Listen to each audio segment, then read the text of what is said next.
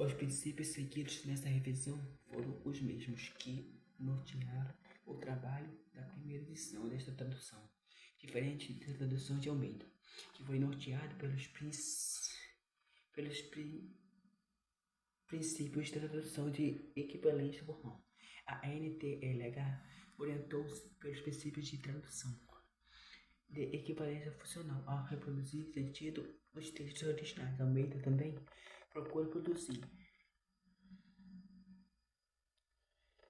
a forma dos textos originais de muitas vezes é diferente do português, simples, natural e assim requer um domínio de língua portuguesa, que está acima da média da população brasileira. A NTLH, por sua vez, ao reproduzir também efetivamente o sentido dos textos originais hebraico e aramaico.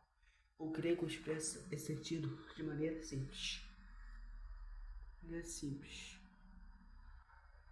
e natural, assim como a maioria da população brasileira fala, portanto, a nova tradução na linguagem de hoje continua sendo especialmente adequada ao trabalho de evangelização e também muito apropriada para a leitura devocional em família, inclusive para as crianças.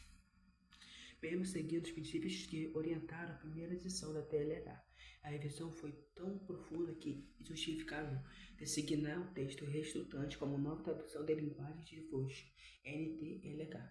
Como destaque dessa revisão aparecem os seguintes: 1. O Novo Testamento foi totalmente revisado, ponto de vista. Uma leitura profunda do texto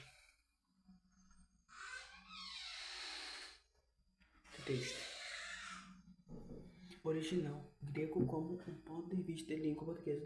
2. Revisão semelhante, mas a partir e ainda mais uma série de produções gramaticais, aplicando o texto de toda a Bíblia. 3. Simplificou-se e aceitou mudar a definição do nome de Deus do Antigo Testamento de Deus eterno, ou eterno, para Senhor Deus, Deus Senhor ou simplesmente Senhor. Assim, a NTLH agora aproxima-se neste particular do texto de tradução de Almeida, revista e atualizada, e do texto da maioria das mais traduções bíblicas em língua portuguesa. A revisão só o texto da maioria das mais traduções bíblicas em português. A revisão sozinha afetou perto de 7.000 passagens do Antigo Testamento. 5. Uma série de textos que apareceram no rodapé BLH. Agora, na LTH, volta ao texto da Bíblia. Isso